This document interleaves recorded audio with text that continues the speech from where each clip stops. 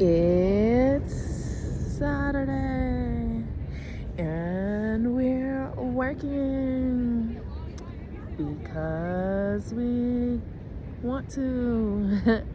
And we took off this week. Wow. Okay, so I am, being a good steward, spreading love, light, and energy. Free Palestine, free Congo, free Sudan.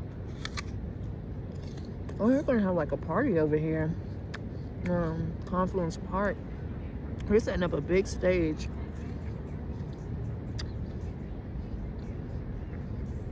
Just gonna check it out. And some TikTokers. And their Halloween costume. They look so cute.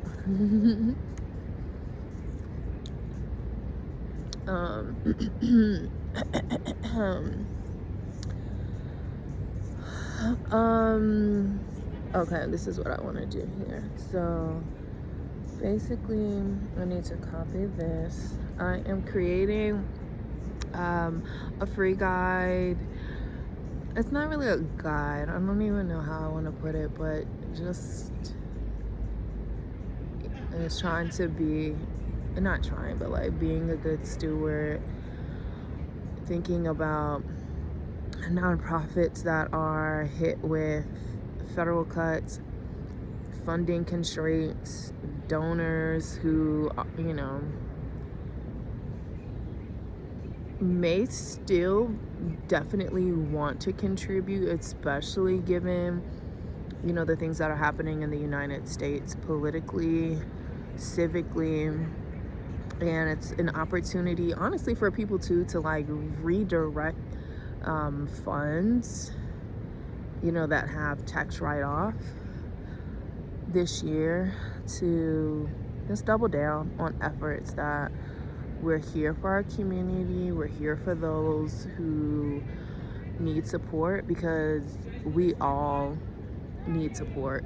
Girl, like, we're all in this together. I mean, we don't have to be, and some of us are not. Some of us are definitely opposed to the collective, and they should be able to like skirt out. If you don't want to participate in the collective, you shouldn't have to. It should be an election, a choice, and then you shouldn't receive any benefits if you don't want to. So girl, do your thing, girl.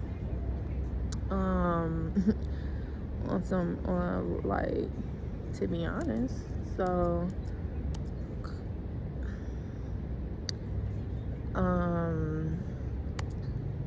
it's like it's straight, it's like that, y'all. Like that, y'all. Like diggity dig, it's like that, y'all. So for me, I'm always looking for ways to support community, support civic and social impact organizations. Like, that's something I just a part of like who I am as a person, and through my businesses, we continue to do that. So for EBI Labs, our mission is to drive social and economic impact. And in years like this, again, personally, but also professionally, we got to show up. We get to really double down on our mission internally, and, starting to do just free resources. I mean, we already do that. I just want to organize it and structure it in better systems and ways to support people who are, especially nonprofits, who are already under budget, over capacity, overwhelmed, thinking about their budgets, their teams, how it literally impacts them personally, because a lot of nonprofits have to cut operations. It means sometimes cutting staff, and or people that are, especially those that are closely tied to fundraising and development efforts, they see the money, they see every day. They are responsible for understanding like where we are we pacing towards our goals, and then trying to come up with ideas, solutions, partnerships to try to fill in the gaps. And so the first, again, this is not the first thing, but like what I'm working on right now is just end of the year strategies for 2025 for nonprofit organizations. Really just serve as like, just wanting to be another resource and avenue, not to inundate people with ideas or inundate people with solutions to something that are things that they can enact now, but things that they can continue to do to help diversify funds and enhance partnerships and like ignite their community and thinking and leveraging systems and tools, to do that. Like a year, like 2025 is like the litmus test for why a lot of nonprofits got started in the first place, especially, those in economic times where a lot of systems were not in place for the collective, where there's a lot of red tape, a lot of control, thinking of like 40s, 50s, 60s types of errors. And a lot of organizations, when I got started working with nonprofits in the early 2010s, that was a lot of their goals, to invest in technology and operations to be able to create systems that will allow their teams to gain capacity back to do more innovation, with a goal of creating sustainable organizations that were not heavily reliant on federal funds because of red tape, and because that it's at risk. It's a red flag. And the administration in the US, like, they are proving the importance of diversifying of funds, of ensuring that systems are in place to continuously drive innovation and impact to the people that they directly serve and the communities who want to participate and organize and contribute to their community, to themselves as well. Like, everyone has the ability to give. And again, a year like 2025, it's going to be a litmus test of our readiness and getting back to like the importance of using all the resources and all the talents of community, of small businesses, of individual contributors, constituents, donors themselves, like just reigniting that importance of civic engagement and leveraging tools to help people contribute beyond money, like including money, but beyond, money as well. So hopefully this, unfortunately, like, administrations like this kind of prove and reignite like civic engagement. And then even doing research like that, I assumed that in economic repressive times, like, volunteerism and civic engagement increases. And I have to kind of go back through that. I want to do a deep dive on that, but it is definitely an opportunity for now for people to get civically, socially engaged and connected. So I just want to create. Thank you, appreciate it. I love y'all outfit.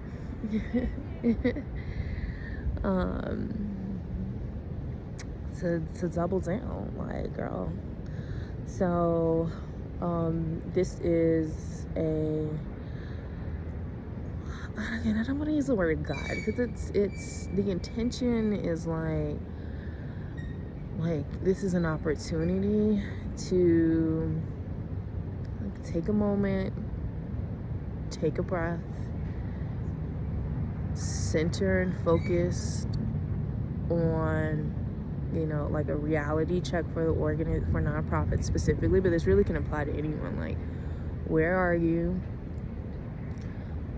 Because where you are and like how you've been pacing, we want to get as much as we can now, because we don't know what 2026 is gonna look like, from like a monetary perspective.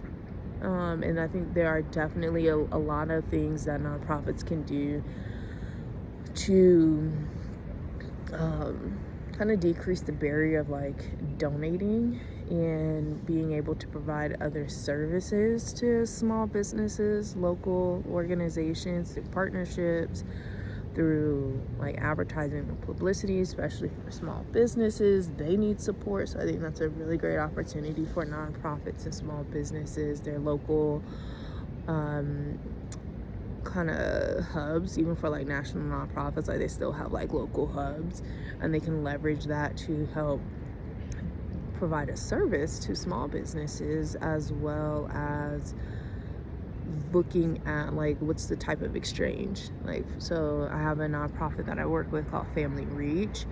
One things that we've recommended to them, not formally but just in kind of brainstorming, of in their emails, allowing small businesses or their corporate partners to sponsor emails and have essentially like ads within the email. Again, for local businesses, like that is important for awareness. But then also, depending on certain organizations, you may be able to get discounted services from that business to help support your constituents. So if you're working with like a retailer and you know that a lot of your maybe families that you support, I'll do this one that kind of represents like Family Reach specifically. So they provide financial assistance and resource guides for people facing cancer, and an opportunity is like partnering with a lot of what they're providing financial assistance is for like basic needs, so rent, electricity. You could partner with like a solar company to solar or like generators to provide that type of product to families, so it helps decrease their electricity costs. If a family said like they needed kind of like a respite care, you could partner with a maid cleaning business to provide free or discounted services to their maybe there are specific requests where they need money to get cleaning help, in advertising the service to get paid. You can also set up like referrals. If we're referring people to you, we get a commission off of that.